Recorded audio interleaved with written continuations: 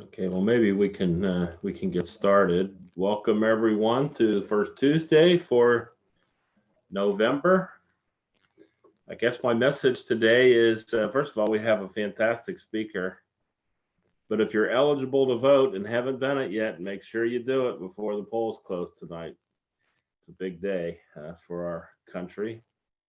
I will also say that not next week, on the 12th, we have a neuroprosthesis seminar, and hopefully that'll pop back on the screen again in a minute. Silvestro Maicera from Italy, who's going to be giving a great talk. We're trying to emphasize some international speakers because they're all remote, so that should be he's a fantastic researcher. It should be a great meeting. Our speaker today for First Tuesday is Carl Saab, and Carl is relatively new to the Cleveland area. He joined the Cleveland Clinic in the summertime sometime, right, Carl? Yep. And is in the Department of Biomedical Engineering there, where he's a staff, which I've learned over the years means he's at a full professor level.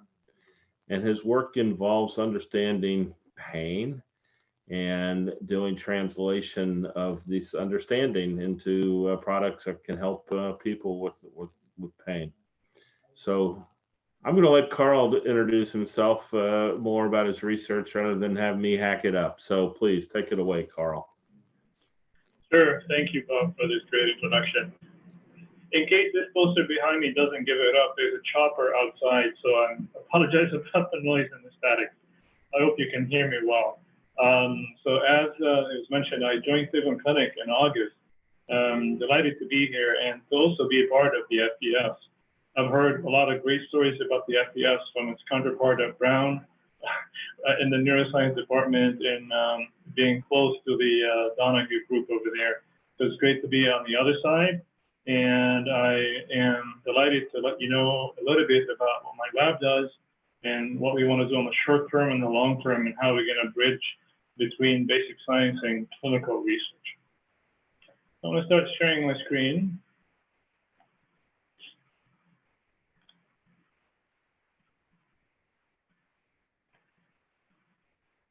All right, so assuming everybody can hear me well, and again, so today is election day, and I want to make absolutely clear that the color-coded slides do not bear any political affiliation. So I, again, joined from Brown about 3 months ago. A few of my lab members joined me as well, and we look forward to expand on this group. And again, the talent in the lab include basic science research, data analysts, graduate students, volunteers sometimes at a high school level. All walks of life are welcome. So I've been interested in thoughts and emotions since I was a student. And back in the days, thoughts and emotions belonged to the domain of philosophy almost exclusively. And then gradually, I realized that through the works of Descartes and others in the 1940s and 50s, gradually there was an attempt to actually localize where thoughts and emotions are manifesting in brain circuits. And so fast forward, we have come to understand thoughts and emotions through the following questions of how do we feel and how do we think? What do we think and what do we feel? Can we define these emotions that guide our behavior and impact our well-being? And there's always the why of it. Why do human beings have thoughts and emotions and not act as robots in a reflexive manner? And again, the most recent understanding of thoughts and emotions converge on the idea of localizing the circuits that mediate thoughts and emotions in the brain, and in an attempt at actually quantifying these concepts in numbers in a numerical fashion. As to the why, I think that keeps going back consistently to to the philosophy domain, and I don't think we have solved that, or we will solve it at all, I think, in the next few years. But regardless of this, I think the first two questions of what and how have been targeted by the BRAIN Initiative. Specifically, the question of quantifying emotions and pain also has been the focus of the HEAL Initiative. And the HEAL Initiative is an interagency program that funds projects to help fight against the opioid epidemic. And the reasoning there is if you can't really treat and assess pain very well, you're going to end up with overprescription of opioids and opioid dependence. So part of fighting against the opioid epidemic is to actually provide better cures for pain. And why am I here and how do I relate to all these events? Again, I had long-term interest and still do in philosophy. I was trained by a neurophysiologist. Bill Willis is considered by many as the father of the spinothalamic tract system. And he actually was a student of Eccles. Eccles was a student of Sherrington as well. And I did my postdoc training with Steve Waxman at Yale. And Steve was actually a collaborator with Aldous Huxley, as you might know, is the father of the action potential. At Brown, I was influenced pretty much by assistive technologies and what BrainGate has been able to achieve in collaboration with folks at the FES Center in MGH.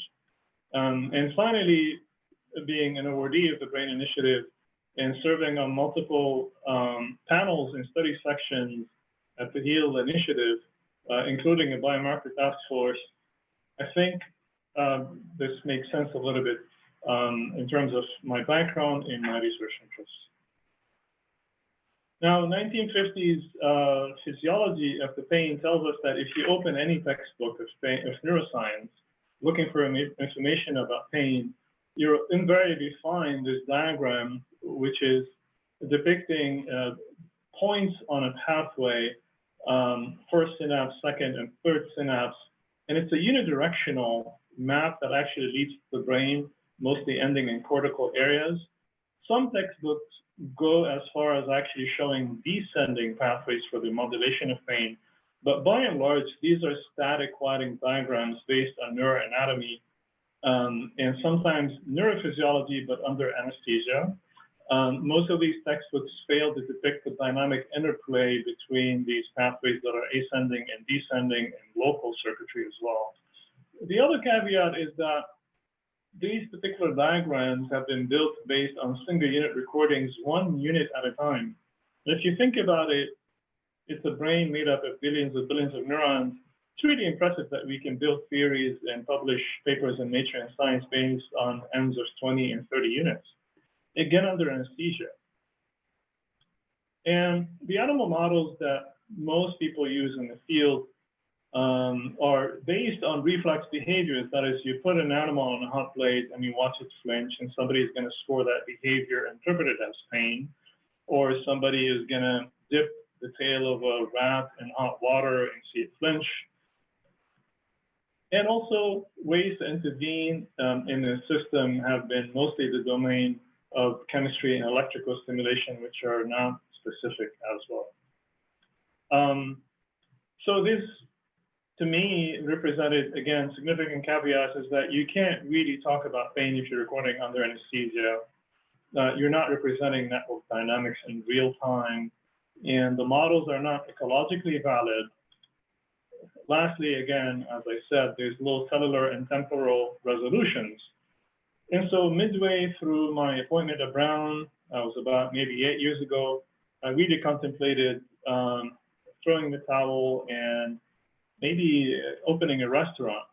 And I took some time off actually to seriously think about it. Like, I never wanted to, again, put an animal on a hot plate to test my hypothesis. And I wanted to record from awake animals, and I wanted to record from hundreds of neurons at the same time. So luckily, that was the time when my thoughts were possible because of novel tools that have been made available, including, for example, the ability to record from many neurons and to actually make sense of these recordings using advanced analytical and computational methods, there was some hint that operant behaviors could be developed for pain instead of those evoked reflexes. And luckily for me, optogenetics was around the corner. And I'll talk a little bit more about optogenetics later on the slides for those of you who don't understand what this technology is about. So here's what we attempted to do again in developing a precise translational model is that first we wanted to get rid of the anesthesia. We wanted the animal to self-report whether it perceived pain or not. And we wanted to get away from burning or injecting and applying Von-Tri to the foot to having temporally precise insularly specific stimuli using optogenetics.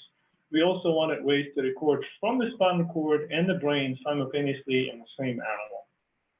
Ultimately, we wanted this model to be ecologically valid and to be relevant to the human condition.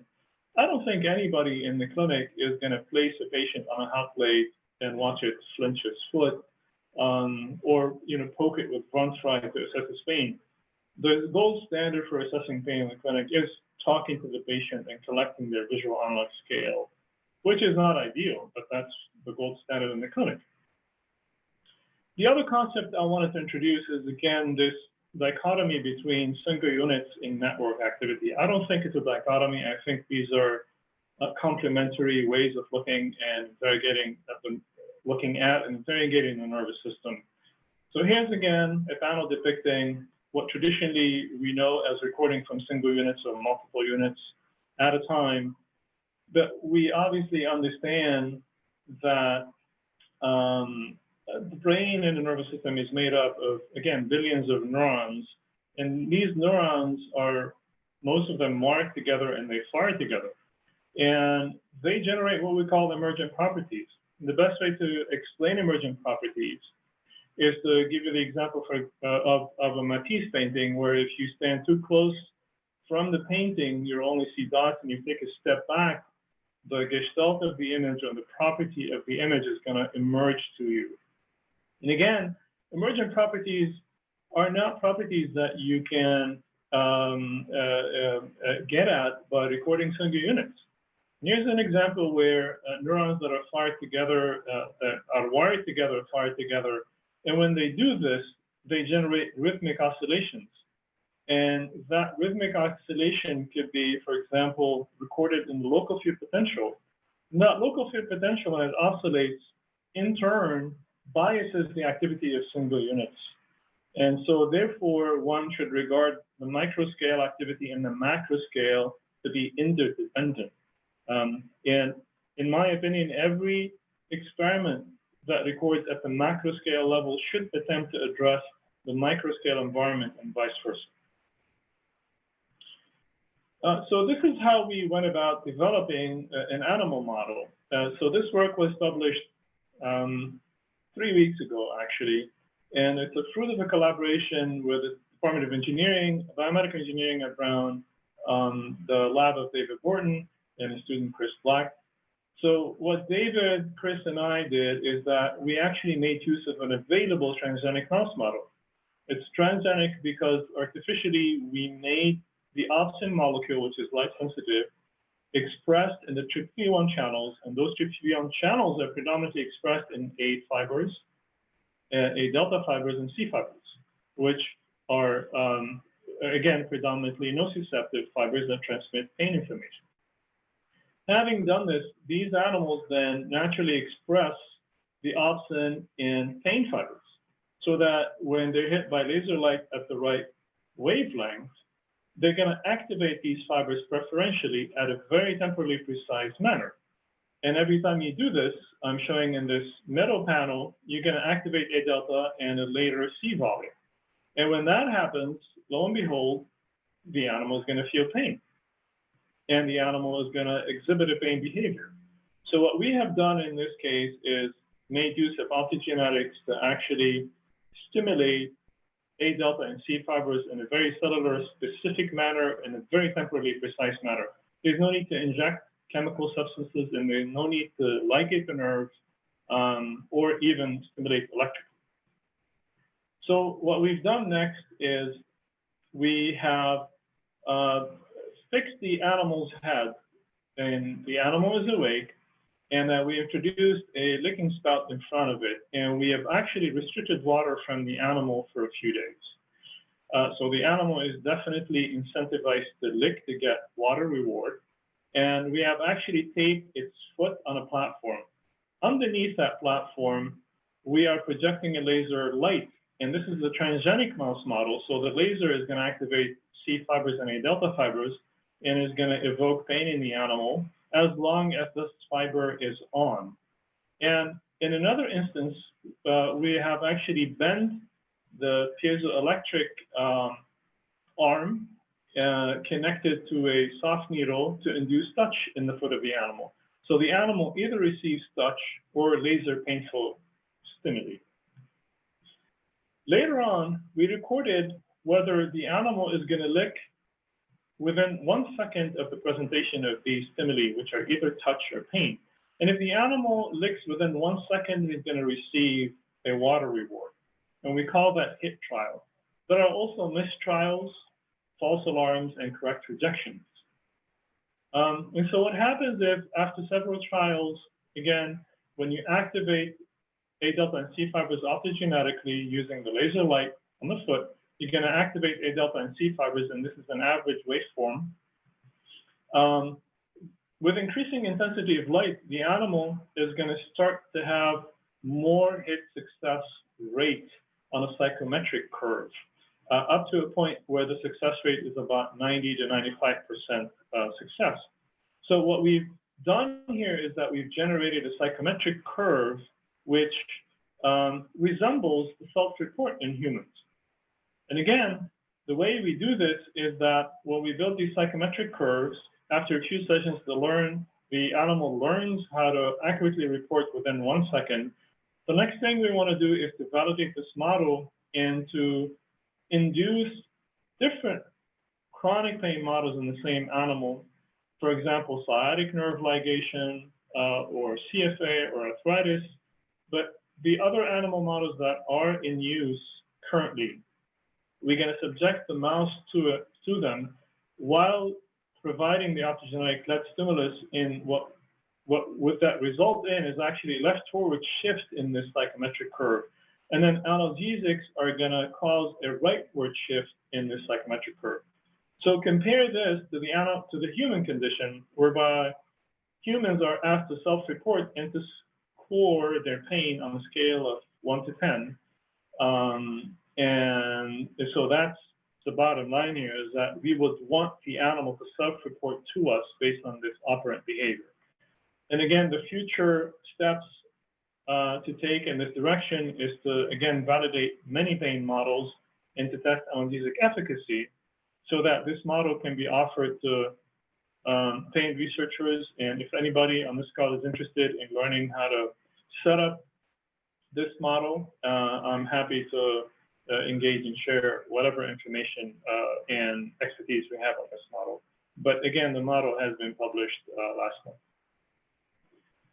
The second topic I wanted to address is, well, how do we dissect the neural circuits that mediate these behaviors? Having built this behavioral model, which allows the animal to report within, again, less than a second, we can then relate that behavior to a particular neural circuit. But what is that circuit?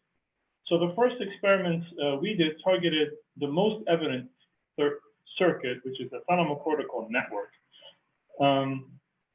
Probably everybody on this call knows that thalamus is the gateway for sensory information with except to olfaction. And that primary semisensory cortex is the most important projection from sensory thalamus to mediate the sense of touch and pain. We also know that primary semisensory cortex also projects back to sensory thalamus, and that creates a quote-unquote dialogue between thalamus and cortex, and that generates quote-unquote a rhythm. And this is what we call an emergent property. This is a perfect example of an emergent property, such that if you were to drop an electrode onto S1, primary semisensory cortex, or even record with an EEG, you will record a rhythm, and you would record rhythmic activity above S1. In any case, I'm showing you here a video that is probably 10 to 12 seconds long, but that took us 2 years to actually achieve. So in this video, which I'm going to pause for a second, this is another transgenic model whereby all GABA neurons in this animal are expressing the opsin molecule, the channel of opsin. And so if you were to expose those neurons to LED light, you're going to activate these neurons in, again, very temporally specific manner in only these neurons. So within the thalamic region, the thalamic reticular nucleus neurons express GABA and they project the sensory thalamus. When thalamic reticular nucleus, or TRN, is activated using LED, it's going to inhibit sensory neurons in the thalamus. And so we asked, what happens if you shine the light on the thalamic region, activate thalamic reticular nucleus neurons, and then inhibit sensory neurons in thalamus, which again project to S1. I know sounds like a complicated circuit, but I'm just going to walk you through the video step by step here. So we're doing in a video, what we're showing here is the mouse obviously awake and behaving, unrestricted. We're recording, we're using the flex drive, and we're able to record here from up to 32 neurons at a time. It's okay. It's not perfect, but it's enough number of neurons. What we're showing here on the right panel of this video is the local field potential in green, and we're also capturing the action potentials in thalamus.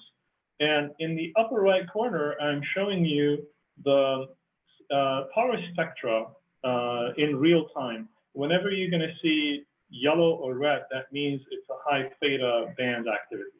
So here we go again. Oh, and I forgot to say that at the same time, actually, we're poking the animal from below with a von Frey applied on its foot. And that von Frey is slightly painful. And every time that happens, the animal is going to flinch and turn. Okay, so here we go again.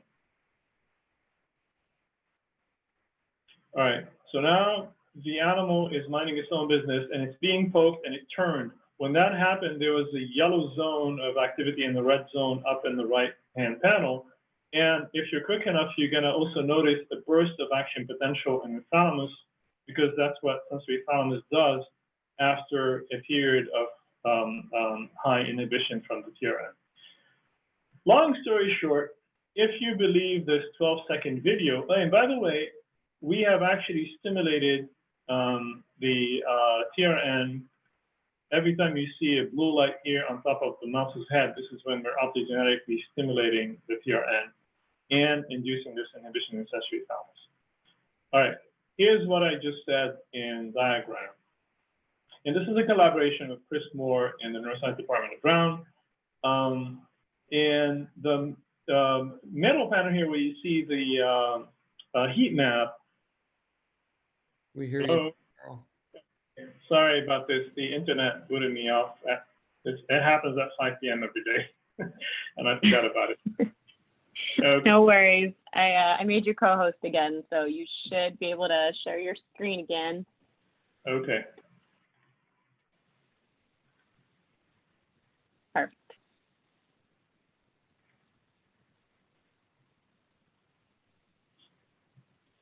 All right, 1 second.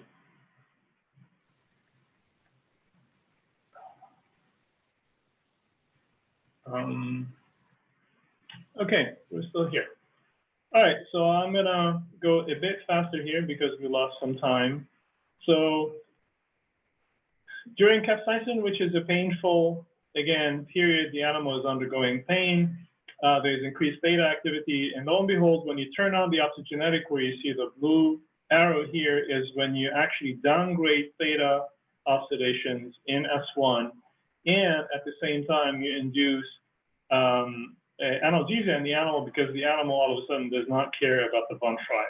Most importantly, we determined that the latency between the optogenetic pulse and that downgrade of theta is in the order of 120 milliseconds.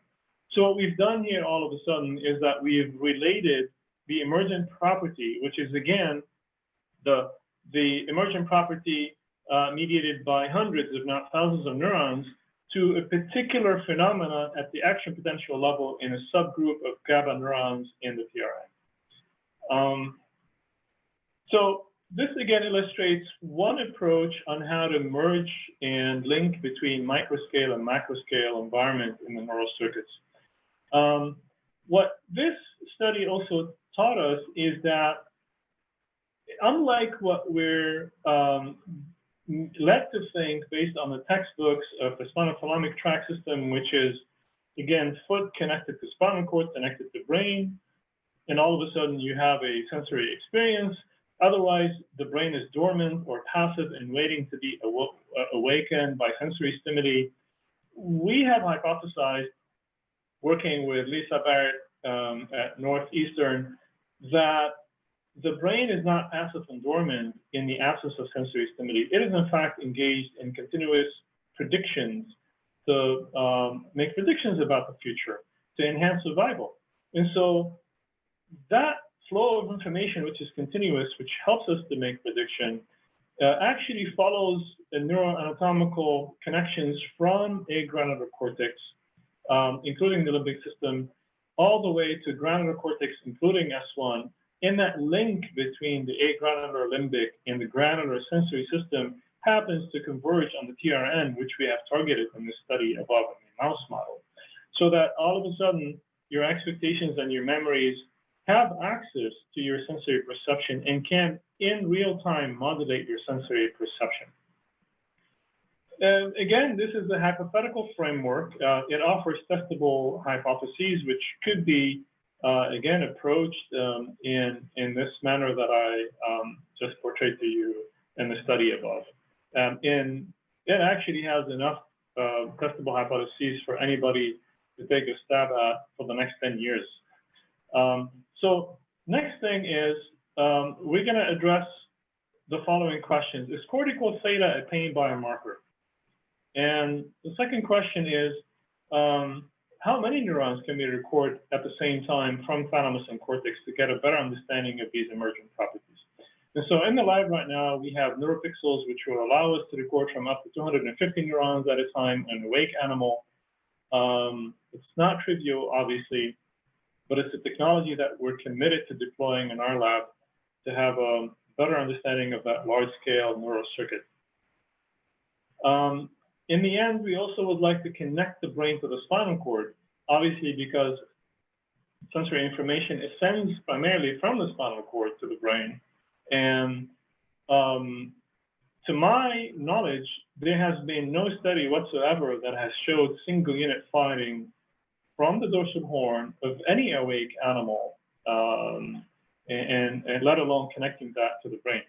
So again, in order for us to elucidate that circuit from the spine to the brain, we need to be able to record from the spine in real time as we are recording from the brain.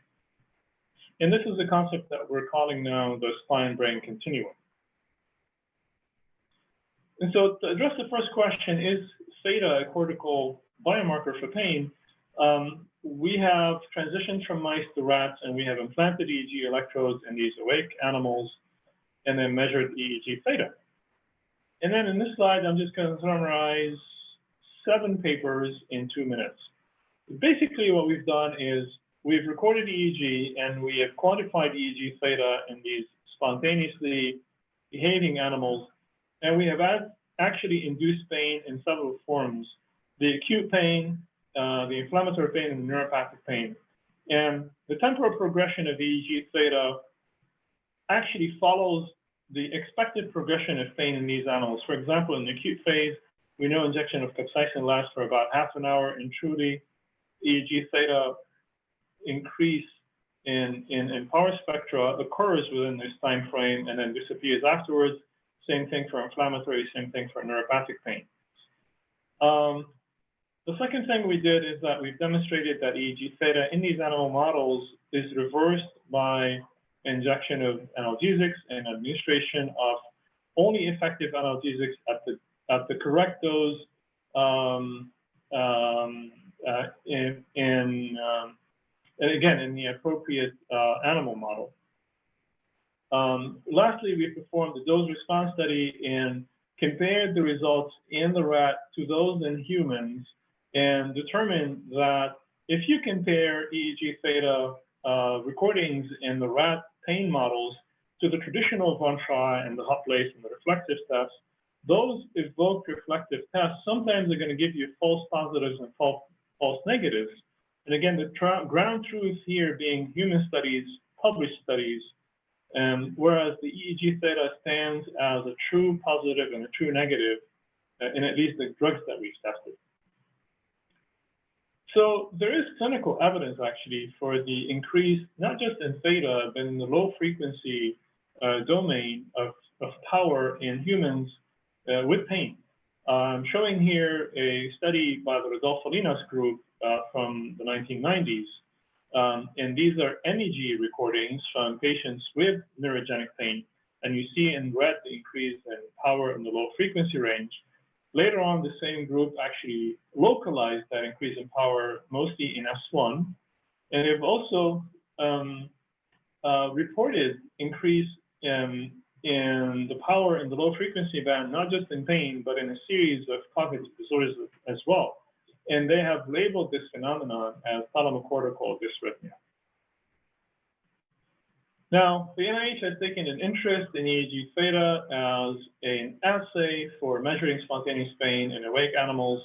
And under the HEAL initiative, there's a program called the Preclinical Screening Platform for Pain. Currently, I'm in discussions with the NIH to adopt EEG theta as a biomarker for pain and as an assay to allow pharmaceutical companies as well as other investigators to screen the analgesic compounds against EEG theta. I think we're approaching the last few stages here. This program has been rolled out. If you're interested, you can contact the NIH. It took effect in January 2020, and in 2021, they will start to roll out new platforms and add new assays to the platform. Now, again, to summarize, the research program that my lab is focused on, again, is elucidating the neural circuits of sensation with a focus on pain in the brain and in the spine, with the attempt of actually connecting the spine with the brain in real time. And so for that, I've explained how we've developed an animal model that is more ecologically relevant to the human condition. And we've actually, in partnership with the Borton Lab at Brown, developed a new tool to record from the spinal cord of awake mice. We're excited to be collecting data soon from awake behaving animals from the dorsal horn, again, a single unit, as well as local fluid potentials. Eventually, we want to connect the data from the spinal cord to data from the brain, ideally using neuropixels and high-density recording systems.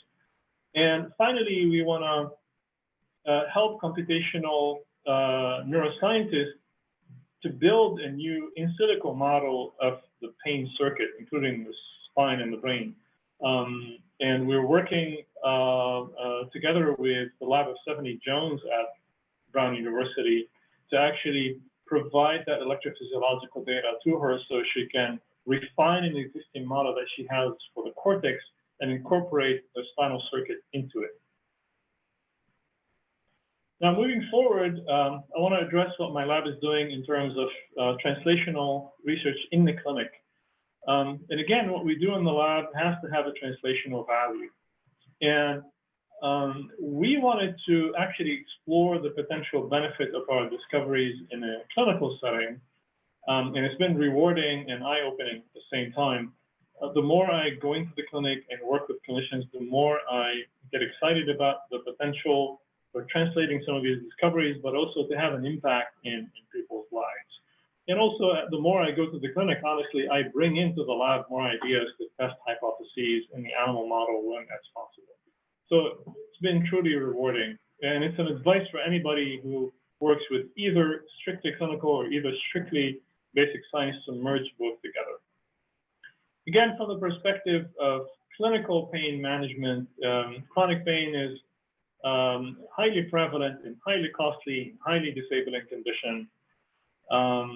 This is the process of actually diagnosing pain. So when I decided to first tackle the clinical question, most people in the pain field want to discover that magic pill, right, that's going to cure pain. For me, I was really struck by how subjective and imprecise the process of diagnosing pain is in the clinic. It's time-consuming. There's a lot of hand-waving. At the end of the day, the patient has to actually point at a smiley face, which is demeaning and completely inaccurate, but that's the gold standard. At the end of the day, the clinician has to make a decision, has to make a diagnosis, and based on that diagnosis, has to recommend a treatment. If that treatment is ineffective, the patient is going to cycle back and back and back. If the treatment is actually completely off the charts, that could end in opioid addiction or overdose. So to me, the process of pain assessment was actually a worthy goal, and it was actually scientifically interesting for me, and I'll let you know why in a second. So in order for us to provide a pain assessment tool to the clinic, we were guided by the following scientific premise, is that pain is mediated by brain activity. And you would think that's just a basic tenet, but you'd be surprised. I mean, I've given this similar talk at multiple platforms, including at the NIH, and when I say pain is actually mediated by brain activity, I would still have people objecting to this statement and saying, no, we have to stop and discuss this for a second. Be that as it may, we'll have a few minutes at the end if you want to engage in that conversation. I'm happy to. But again, for now, for the following slides, my premise is that pain is mediated by brain activity. It follows that pain is encoded by brain activity, and it's just up to us to decode that signal in order for us to better assess pain. And the best way for us to do this is to use EEG for multiple reasons. It's practical, it's cost-effective, it's non-invasive, and of course, it's an old technique. I mean, I'm showing here a scan dating from 1963, which is living currently at Bradley Hospital in Providence, and I actually scanned this document myself. It was acquired by Herbert Jasper. But nowadays, we have higher sensitivity hardware, and where we have more reliable tools to actually assess the EEG, mostly by transforming the signal from the time domain, from the time domain to the frequency domain. And there's always been a need for standardizing data collection of the EEG as well as data analysis of the EEG, because that has been also a source of bias. And I quickly realized that if I were to give the same EEG recording to multiple people in the lab, people are just going to identify artifacts in different ways. And so we have initially embarked on a journey to actually develop our own automated artifact detection system using machine learning. And we have published this work, and we now are successful in automatically removing artifacts with high degree of efficacy in EEG recordings from humans, rats, and dogs that are awake. So now we apply this EEG algorithm to detect and remove artifacts across the board in all of our EEG studies. In this particular study, our hypothesis was that EEG contains physiological information relevant to pain. So in collaboration with clinicians at our own hospital, and Stephanie Jones, who's again a computational neuroscientist at Brown, we've recruited 40 subjects. 20 of them are healthy, and 20 of them have lower back pain. There's a third group that we throw in there, which is called high-impact chronic back pain, meaning these are patients who have been assigned a treatment which is invasive, and that's spinal cord stimulation. So you have to be really at the end stage of your pain episode to be a candidate for spinal cord stimulation. Although group 2 and group 3 both have pain, and they have chronic back pain, and they have almost exact average pain scale, the patient has a clinician has made a decision that these two groups are distinct. Group 2 are not candidates for spinal cord stimulation, and group 3 are. And so again, our hypothesis is that perhaps brain activity is going to contain data that would allow us to make that distinction regardless of the clinical decision. And again, because I started my presentation to you discussing EEG theta in the animal model, you would think that it would just jump right at us when we record EEG in healthy in comparison to chronic back pain patients. But obviously, humans are not rats. Brains are more complicated in humans. Pain in humans is multidimensional. It has the cognitive, emotional, and functional disability dimensions. And so the straightforward answer is no. If you compare these two groups together, actually nothing is going to jump at you. And I'm going to walk you through this slide. This is first order statistics. In A, B, and C, we've computed the power spectra in 4 different frequency bands across multiple channels on the y-axis, and this is a 16-channel system. By the way, it's wireless and uses a disposable headset. You can mount it in 3 minutes. It's FDA approved. So A is showing you pain minus healthy, and whenever you see red, this means they're statistically significant. B is showing you coherence between different channels, again, pain minus healthy, and C is showing phase deficit coupling. The quick summary of this slide is that whatever you see red on the ABC panels, you can think that there's significant difference. But actually, you have to adjust for multiple comparisons here. And when you apply Bonferroni the correct way, which a lot of studies actually don't, unfortunately, in this field of EEG and pain, you're going to find out that most of these statistically significant p-values disappear all of a sudden. So again, the summary is if you just use first order statistics, there's nothing that's going to tell healthy volunteers apart from pain patients. So that was not a good approach.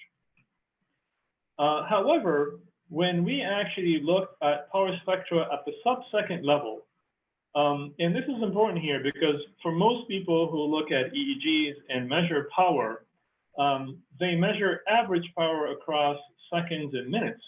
In this case, we looked at sub-second oscillations, and we found that patients with chronic back pain have more events in the gamma domain at the sub-second level.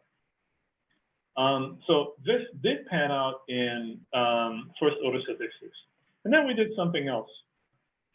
Because of the high dimensionality of the data, we actually resorted to machine learning, and we trained a support vector machine on a binary classification of healthy versus chronic back pain. And successfully, if we use the features that I showed you, which is power, coherence, and phase deficit coupling, in addition to the sub-second gamma oscillation feature, the SVM is capable of classifying subject as healthy or pain patients with 82% accuracy, which is decent enough. We went a step further and actually trained an SVM on a 3-way classification between healthy, chronic back pain, and chronic high-impact back pain, and the SVM still performed reasonably well with 72% accuracy.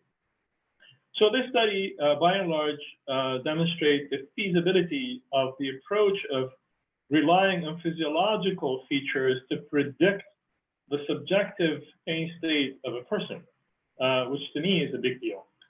And so this really dovetails with the recent guidelines and consensus statements from the NIH that says that pain biomarkers come actually in different forms. They're not one flavor. They could either be used for phenotyping, or they could either be used for making prediction about maybe a patient with acute pain transitioning into chronic pain. They can also fall in the category of diagnostic, efficacy, and etc.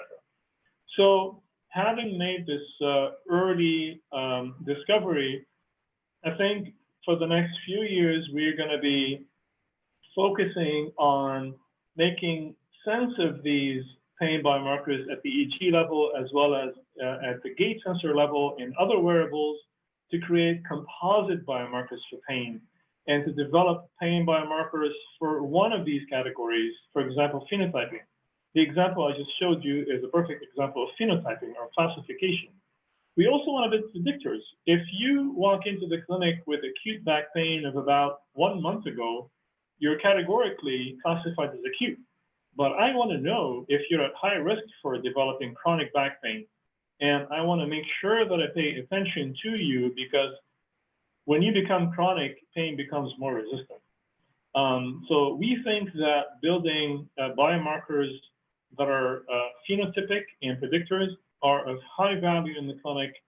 And we think that the approach that we've taken is a first step. And the second step, as I said, because pain is multidimensional, is to incorporate multiple features to create a composite biomarker. Again, there are ongoing studies in our lab to validate what we found in patients with migraine, for example. It'll be important for the clinician to understand whether a patient is experiencing episodic versus chronic migraine. Finally, again, I wanted to emphasize and revisit some of the concepts that I presented to you today, which is the idea of emergent properties in neural networks and the importance of always trying to link between single units and networks, and to employ the most cellularly specific and temporally precise methods available. At this stage, optogenetics seems to be the perfect, actually, method to achieve this. Unfortunately, it's only available for rodents in some forms of non-human primates, not in humans, definitely yet. And the second concept is to actually levy big data analytics, including machine learning, such that you're not only following hypothesis-driven research, but at some point, when you need to make sense of this big data, it's okay, in my opinion, to adopt a data-driven approach. And if you're using common sense AI and explainable AI, you can often make use of the results of a successful algorithm, unpack it, open up this black box, and then use it to generate testable hypotheses, and then go back into the lab and again use a data-driven approach to generate the hypothesis and back and forth. Same way in terms of forward translation and backward translation. I'm an all advocate for preclinical research that leads into human applications, but also learning from the clinic to actually bring in novel hypotheses into the lab in order for us to test them in ways that we cannot do in human studies, always with an eye towards commercialization. I'll just spend 3 minutes sharing with you my vision for how I think a translational pain program can be successful. Again, I'm still in the phase of assessing the stakeholders, getting to know people, and getting to understand research priorities and clinical priorities. So this could be naive, but if you indulge with me for a second here, I think there are multiple models whereby we can make this happen. The first traditional model, unfortunately, reinforces stereotypes. And model one here calls for medical practice in a silo and science research in another silo. These are stereotypes, and I don't think they are conducive for collaborations that is synergistic across disciplines. The second model is, to me, looks like cannibalization of science into medicine, whereby you have big hospital systems having aesthetic interest in science. And in a lot of those institutions, I actually heard it before, that research becomes a necessary evil for those medical enterprises. There's a third model whereby medicine is a footnote in an NIH grant, and medicine and clinical practice and translational science is almost irrelevant to the science. I tend to believe that the fourth model should be a successful model, whereby you actually have scientists and clinicians living together under the same roof, they would be embedded, scientists would be embedded in clinical practice to better appreciate what clinicians are going through and what patients are experiencing, and to be more familiar with the disease. And I also invite clinical practitioners to fight for protected time so they can spend more time with researchers like us and get to know actually our pains, no pun intended, of having to submit a grant and having to fight for hypothesis and having to publish and stand at a podium. And I think this can only happen again when these two communities really interact, truly interact, ideally under one roof. And so let's see if that actually can be achieved. And this, by the way, applies for pain research, but it could also obviously applies for other disciplines as well. I'm really happy that I'm giving this talk to the FES folks because my impression is that you guys get it. And so my hope is that we can work together and collaborate more effectively in the future. Future readings, obviously, because we don't have much time here. I enjoyed reading these books. Your Brain is a Time Machine. It's all about predictive coding and the fact that the main purpose of our brains is to actually predict the next minute in the next election for our survival. The consciousness and the brain, it's an attempt at starting to elucidate the neural circuits of consciousness in a serious way. And the third book, Discovering the Human Connectome, and again, this talks about emergent properties and of course linking it to single units. Common Sense AI is really short, but very telling reading about the importance of using explainable common sense AI, especially in the field of research. I want to thank our research support, and I think I'm going to stop here and ask for questions. Thank you so much. Thank you, Carl. I think you're right. I think the FES Center is going to be a great collaborator of yours. Pain is one of our main thrust areas. You really bring a new element to that research. So I'm really gratified to have you. Really happy to have you here in town. I'm going to look at the chat. If you have any questions for Dr. Saab, please post it in the chat section. There has to be questions. That was a wide-ranging overview of basic research in pain, all the way through to translation into commercial products. So I see Mike Moffat started something. I had a quick question. Yeah, sure, Emily. Great talk. Thanks, Dr. Saab. That was great. So I was interested in your work using EEG as a pain biomarker.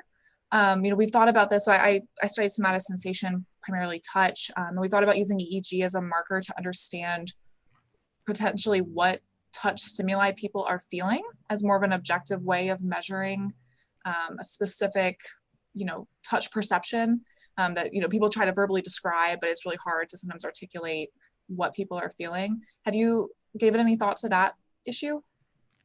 Yeah, sure. So in one of the projects that we're thinking through with folks here at the biomedical department, and there are folks here to whom touch is an important state, and it's an important neuroscience question. And we're now embedding touch, if you want, as a control for the pain stimuli that we would like to provide to the subject. And we'd like to make a distinction between touch and pain. And also, whatever they overlap, we also would like to understand how they overlap in cortical representation. In terms of more specific assays to probe touch system using EEG, I think predominantly the approach has been to record evoked responses and to record ERPs or evoked responses. And in our lab, we have not actually resorted to ERPs. We mostly record spontaneous activity. And we let the subject relax, and we just record EEG for a few minutes. But we're slowly now going back to the idea of trying to collect ERPs for touch and for pain, because I think ERP is going to give you a different kind of information and understanding than the spontaneous pain. I hope I've addressed your question, but again, the two things that come to mind are the distinction between ERP and spontaneous, and if you're doing touch studies, to somehow try to also incorporate other sensory modalities in there and compare and contrast. Maybe a more specific question is, have you thought about adapting your methods to be able to identify different types of pain? Like maybe like burning pain versus stinging pain versus dull pain? Yeah, anybody on this call who's willing to volunteer for any kinds of these pains is welcome. We're interested in all of them. It's a bandwidth issue, and at the end of the day, whatever pain model we want to study has to be translational and meaningful in the clinic. If we want to study burning pain, we have to demonstrate that that's actually widespread in a clinical population of the kind, and then we'll be happy to do that. I think at the highest priority right now is to prove basic tenets of the approach, meaning can you validate a binary classifier? Can you validate a three-way classifier? Okay, that's fine. Can you then build a predictor? That's fine. And then we or others can then go out and branch out and do, okay, you've done these two binary classifiers. Can you do 3, 4, 5, 6, 7? So for us, it's a matter of prioritizing at this stage.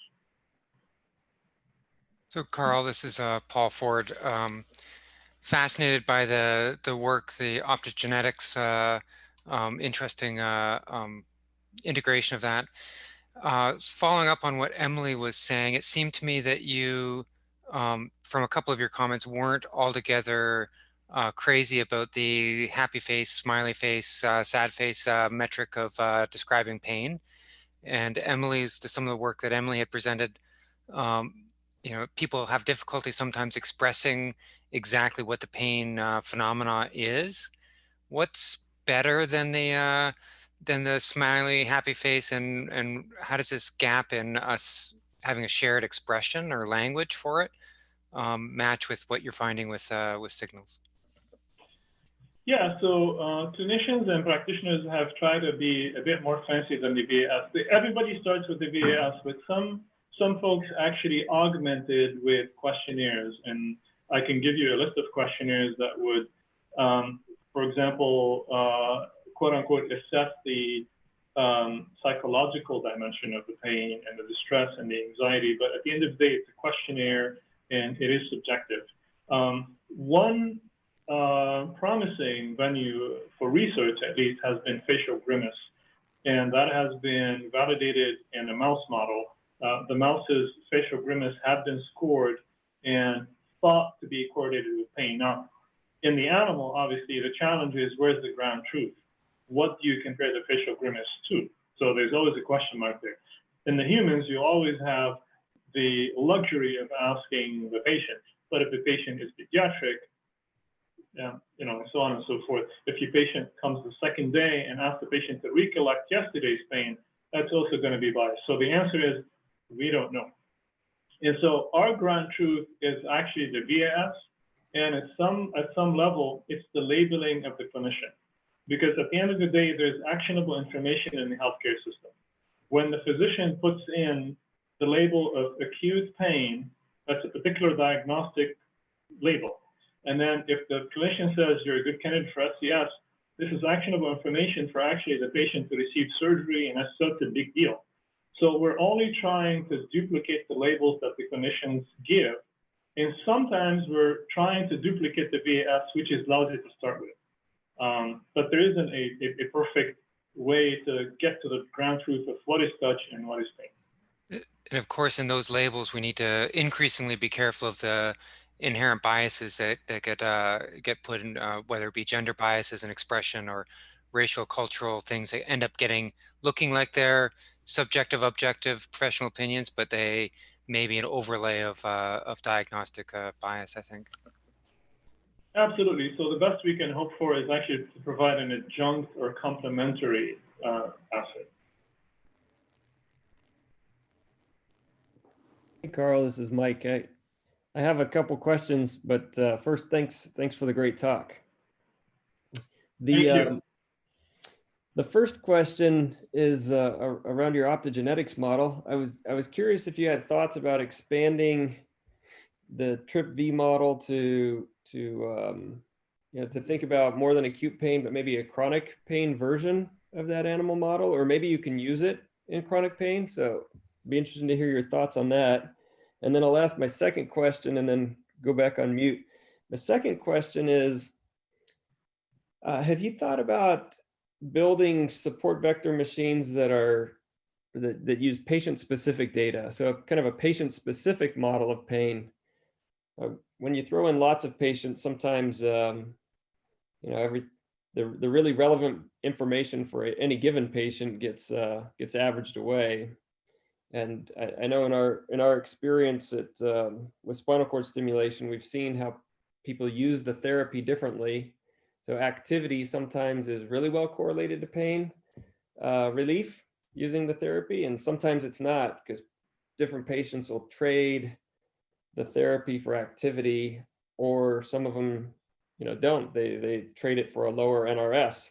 They trade it off in different ways. So I'm just wondering if you've thought about maybe a more patient-specific approach as a possibility. So those are my two questions. Thanks, Carl, again. Yeah, thanks, Michael. Good to see you again. With regards to the TRPV1, interestingly, the most straightforward way is to use the same model where channelrhodopsin is expressed in TRPV1 and to have the light on for an extended period. You would think that the nerves are going to be sensitized and that's going to lead to chronic pain. And there are some reports in literature that actually hint at the possibility of this being reasonable, straightforward. But when we tested this under anesthesia, at least, and we're recording from the spinal cord, the effect seems to die off within a few seconds. So you shine the light, you keep it on, but the activity in those nerve fibers desensitize actually and stop responding.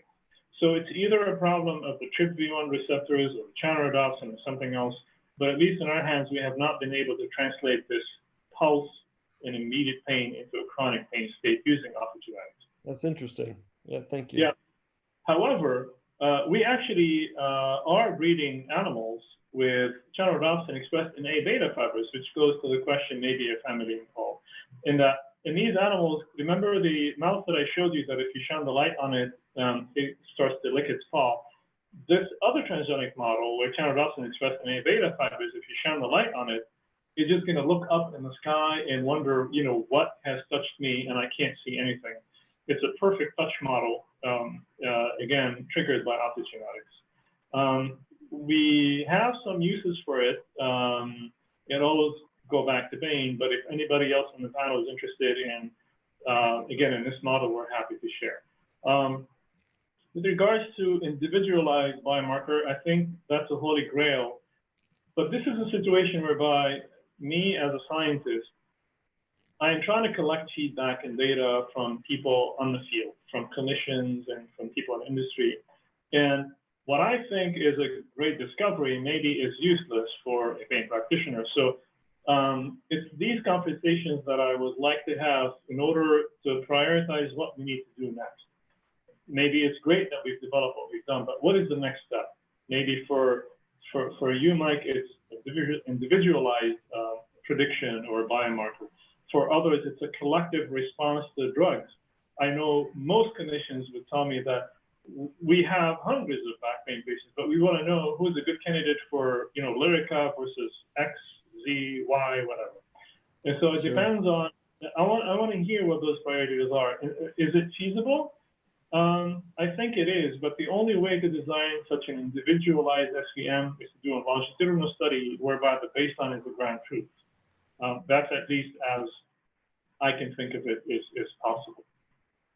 Yep. Thank you. Yeah. All right, last call. I had one more quick question.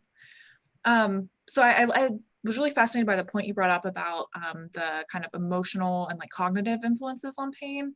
And I noticed that you were talking a little bit about the thalamo-cortical networks and circuits that are involved in pain.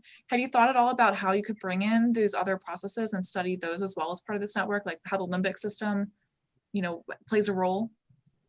Yeah, absolutely. It all goes back to the limitation of how many neurons can you record at the same time. We know where these neurons are, and can you still hear me? Yeah. We know where these neurons are, and now we have neuropixels. We're thinking that we could target, again, limbic system areas and emotional areas, prefrontal cortex, amygdala, and other nuclei. And then obviously we'll formulate a hypothesis. And then at the end of the day, though, we would have to have a reliable behavioral model, behavioral measure of those things we call emotions. Now, at least for pain, we've developed this model where, and again, the animal has an incentive to lick, and it has a channelrhodopsin in C fibers. We know from psychophysical studies in humans that the animal should be in pain. If he's not in pain, then there's something wrong with neuroscience, right? So we have to have a metric, a quantification method to assess that behavioral outcome in non-pain behaviors. Once we have that, otherwise, you know, electrophysiology is not a challenge anymore. Okay, well, I'll add my thanks again, Carl. It looks like there are ample opportunities for collaboration, and I hope we can pull something really great together here in Cleveland in the area of pain research. Thank you so much. I hope we stay in touch. Yep, thank you.